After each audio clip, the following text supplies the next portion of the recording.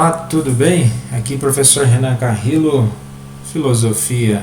Renan, sapere, aude, ouse saber, refletir, pontos de vista diferente, vista de pontos diferentes. O intuito aqui é refletir e campos para concordância e discordância. Peço aí já para deixar o seu joinha nesse vídeo, compartilhe com outras pessoas, vamos lá compartilhar o conhecimento, inscreva-se no canal, vamos aí dar apoio a esse projeto. E dando sequência à série, fiquei um tempinho sem produzir vídeos nessa série, né? É verdade, analisando discursos, né? E hoje, com o episódio 5, muito já foi dito sobre isso. O intuito aqui não é trazer a notícia, a novidade, é realmente trazer uma reflexão, o que foi colocado aí nessa semana, né? O discurso, né? A homilia do bispo Dom Orlando, né? De Aparecida do Norte, e depois a resposta do presidente Bolsonaro acerca disso, né? De antemão, né, já é algo assim, era de se esperar. Nós estamos aí, né, nós precedemos o ano, né, de eleição, então ele vai no nicho, vou usar esse termo aqui, né, ele vai naquele nicho eleitoral, né, o presidente da República, e é uma preocupação dele e não é só dele. Tá, vamos lá, faz parte da rotina política. E quando eu falo isso, quem tiver a curiosidade, aí não é nem para campo de defesa ou para ataque, não é para nada. O ex-presidente da República, né, ele, numa entrevista, uma conversa num podcast do Mano Brown, né, disponível aí no YouTube, ele fala sobre essa questão do catolicismo, né? Ele se declara, né, ele se autodeclara católico, né? Então agora virou católico, enfim, né? O que eu quero dizer com isso, né? A análise do discurso não é apenas as palavras, né? Não é apenas aquele fato isolado, né? Há um contexto maior para todo o discurso, né? Como eu já mencionei lá no episódio 1 dessa série, a questão né, existe o contexto, o texto, né? Antes de tudo isso existe o pretexto, né? Então, quando algo é dito, né, dito de forma isolada, né, tem ali essas circunstâncias. Enfim, como eu também já coloco, eu não fico deturpando o discurso. Aqui não tem proferimentos ofensivos, que não faz sentido. Acho que a lógica, acredito que a lógica ela tem que ser sempre caminhando para uma questão de inteligência e valorizando a inteligência quem está acompanhando esse vídeo. E eu coloco aqui o vídeo, né, dos discursos que estão sendo analisados. Então aí brevemente vou apresentar o discurso do bispo, né, de Aparecida. Acredito que seja aí interessante essa análise, e depois a resposta do presidente Bolsonaro, né, de forma muito tranquila. Então vamos analisar, né, embora muitos aqui acredito que já tenham escutado, visto o que foi dito, e depois eu vou tecer alguns comentários acerca disso, ok? Então vamos lá. E eu quero pedir que cada um de nós abrace o Brasil, abrace o nosso povo, a começar pelo povo mais original. Vamos abraçar os nossos índios, primeiro povo desta terra de Santa Cruz. Vamos abraçar os negros que logo vieram fazer parte desta terra. Vamos abraçar os europeus que aqui chegaram. Mas nesses dias abracemos o Brasil enlutado pelas 600 mil mortes. Vamos abraçar nossas crianças, porque hoje é o dia da criança. Vamos abraçar nossos pobres e abracemos também nossas autoridades para que juntos construamos então um Brasil, pátria amada. Interessante que nessa parte, né, 1 minuto e 6, interessante que ele fala sobre a questão da sociedade brasileira, a família brasileira no sentido de englobar todas as pessoas, e ele menciona algo que sim, abraçar as autoridades. Então o discurso não é um discurso de afrontamento simplesmente de uma forma irresponsável. É preciso abraçar as autoridades porque há uma preocupação da igreja, de uma responsabilidade de tudo aquilo que acontece da vida política, né? E a vida política não é um fato isolado da vida das pessoas. E para ser pátria amada, não pode ser pátria armada.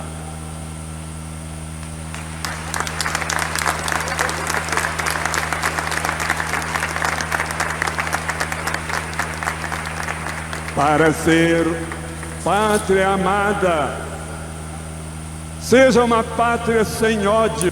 Então, para nessa questão, né, fala da questão da pátria, tem que ser a pátria amada e a pátria armada. E você fala, Renan, existem as duas dimensões, né? A pátria amada é uma ideologia, Pátria Amada Brasil, né, do próprio hino nacional, e a Pátria Armada. Existem armas no país, né, existe essas armas, né, elas produzem a violência. Na verdade, quem produz a violência são as pessoas, porque a arma por si só ela não tem como funcionar e produzir essa violência. Mas o que ele traz no discurso, né, que ele vai aí depois mencionar, um país sem mentira, né, fake news, lembrando que nós estamos aí num período onde é preciso refletir muito sobre o campo da ética, né, e essa questão da verdade, né, essa ética e pós-verdade, né, o episódio 6 vai ser sobre essa questão da pós-verdade. Alguns vão dizer que nem existe, foi uma criação de um termo aí para desviar o foco dos discursos, mas essa pós-verdade exatamente, né, deturpar realmente o que é proposto como reflexão. Tem esse livro interessante aqui do Ralph Keynes, exatamente dessa desonestidade, onde muitas vezes, ao invés de levar um discurso sério, profundo, de levar as pessoas a refletirem, cria-se então elementos que tiram o foco. E dentro dessa questão, o que ele propõe ainda, no discurso dele aqui, o bispo, um país sem corrupção, um país com fraternidade, mais fraterno, e para isso a questão da justiça, e a justiça ela não vem pela prática da compra de mais armas, a justiça ela vem para uma justiça social, estrutural, de política pública, e geralmente quando o pessoal ele compara com os Estados Unidos, faz algumas comparações, lá houve a justiça social, historicamente as armas já estavam presentes, e quando nós falamos historicamente, já que trouxe aqui essa questão das armas, o que é interessante refletir, a questão das armas, posse e porte, o cenário brasileiro, e definir aqui como ponto de partida, que vamos lá em 2003,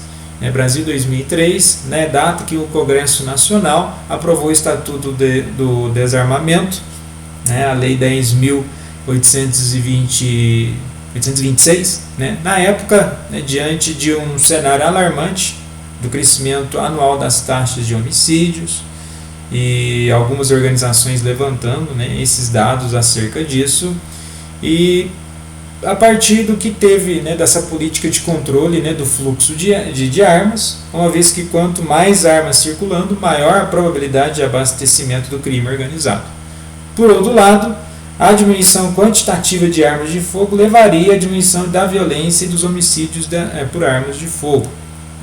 Novamente, levando em em questão, né? Essa dimensão das armas.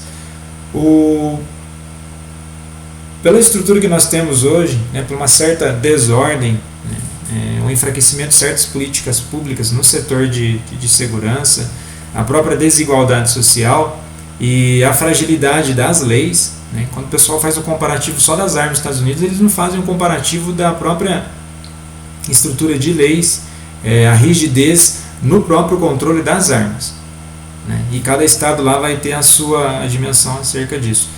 Mesmo com o Estatuto de Armas, né, houve um crescimento da venda de armas no Brasil, né? Vale lembrar isso aí. Então, a proposta é que a solução não está nas armas. E eu já vou entrar na dimensão de refletir sobre essa questão do acesso à arma. Agora, saindo de 2003, né, 2 anos depois, né, 2005, né, após, né, essa aprovação do Estatuto, o governo chamou os brasileiros a opinarem sobre o tema em um plebiscito, onde 63,7% dos votos a favor dos brasileiros optaram pela manutenção da comercialização de armas de fogo e munição em território brasileiro.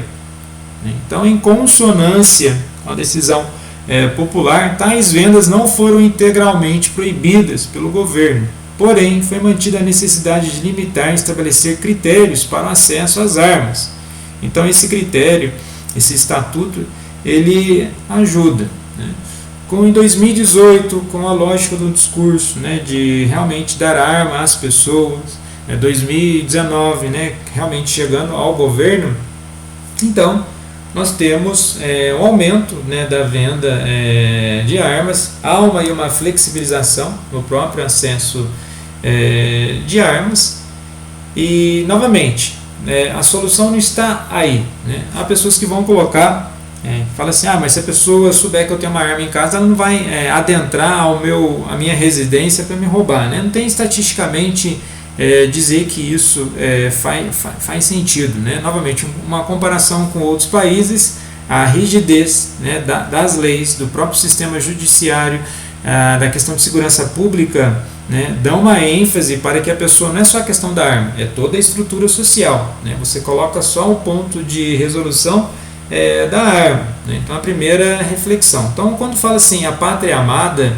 essa dimensão do amor, não só do amor sensação, o amor emoção, mas o amor numa perspectiva, né, da busca pela justiça, estruturas sociais mais justas, uma educação de qualidade, realmente um combate à corrupção, lembrando que, né, fake news e mentira é um tipo de corrupção, e sem negligências, tá? E também aqui, para ser realmente para ser justo e mostrar a dimensão dos discursos, o pessoal ficou esperando, né, uma resposta do presidente, e vocês vão perceber, de forma muito sutil, né, ele vai falar sobre o que o bispo colocou. Então vamos lá. Passou a ser uma realidade entre nós.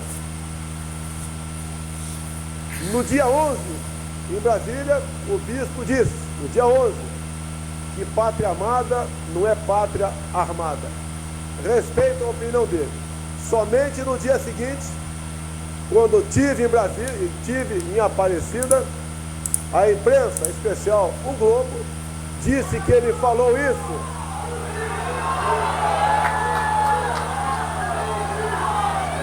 Disse que ele teria falado isso no dia 12. Ele não falou. Ele é uma pessoa educada. Não iríamos discutir abertamente ali, até porque eu não tinha microfone, não tinha como discutir, era apenas dele, este assunto. Respeito os bispos, respeito a todos que têm uma posição diferente da minha. Não é porque, quando eu não quero uma coisa, eu acho que ninguém pode ter o direito de querê-la. Nós devemos nos preocupar com a nossa liberdade, o bem maior de uma nação. Sem liberdade, não há vida. Mais importante que a própria vida é a liberdade. Então, dentro dessa, né, da dimensão do discurso dele, não foi agressivo, aí novamente, né, é preocupação com o reduto eleitoral, não foi agressivo com o bispo, respeita os bispos, né, aqui já é um discurso mais pensando no eleitorado. O que ele menciona ali a questão, né, que a liberdade está acima do valor da vida, né? Cuidado, né, o presidente, que você pode abrir brechas de premissas do discurso, né, porque a liberdade só faz sentido com o valor da vida. Isso é a partir do momento, né, quando falando assim, aqui é um ponto de reflexão, quando você fala que a liberdade está acima da vida, você pode abrir campo e criar divergência pela sua própria base protestante, né, do seu governo, porque se você fala que a liberdade está acima da vida, então a premissa, né, de grupos que são a favor do aborto, eles podem então dizer, se a liberdade é acima da vida, então vamos optar pela liberdade, pela defesa do direito ao aborto. Mas enfim, apenas aqui um comentário paralelo. Tá, ele coloca isso, né, ele respeita a opinião do bispo, ele coloca nesse campo aqui, numa forma mais amistosa, mas voltando, né, pensando aí até na questão, né, do que o bispo ele coloca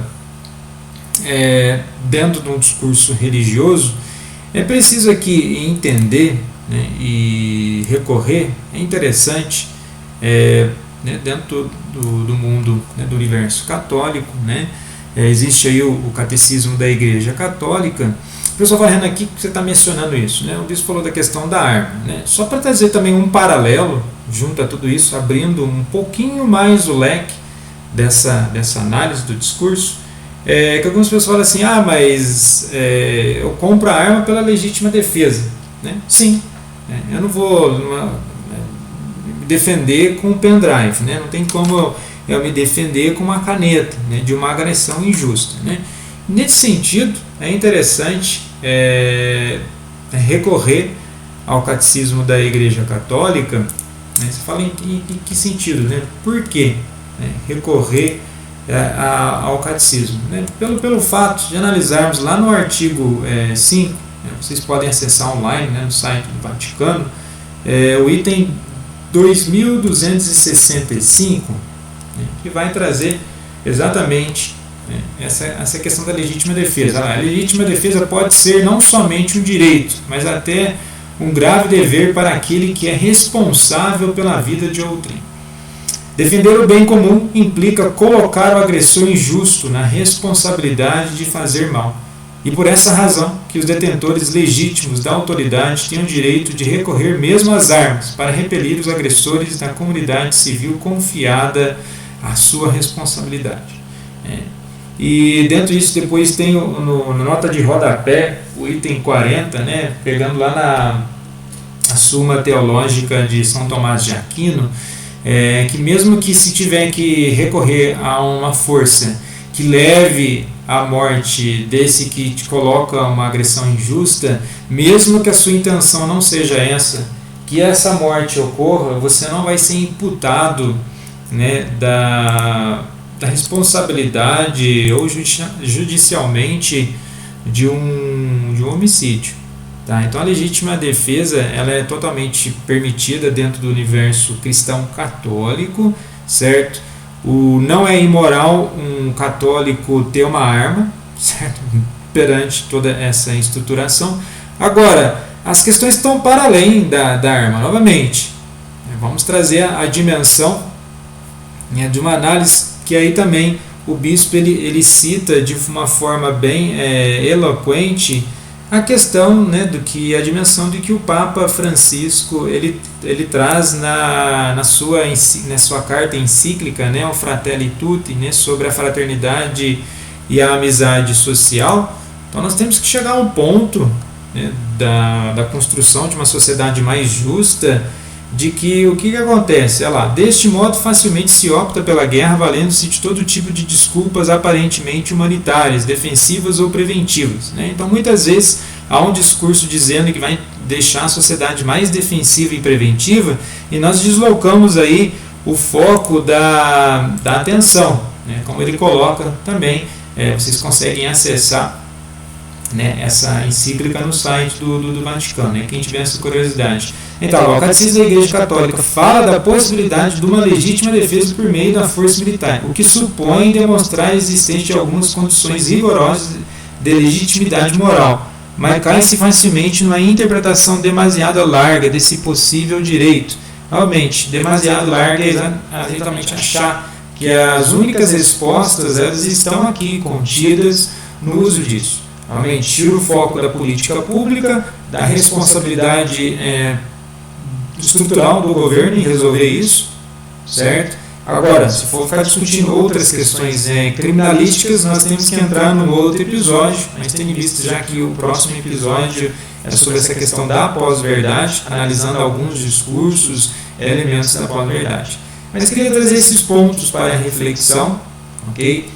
Novamente, inscreva-se aí no canal, deixe o joinha, é interessante.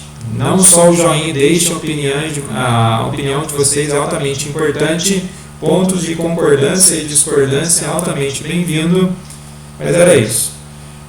Muito obrigado pela atenção. Até o episódio 6.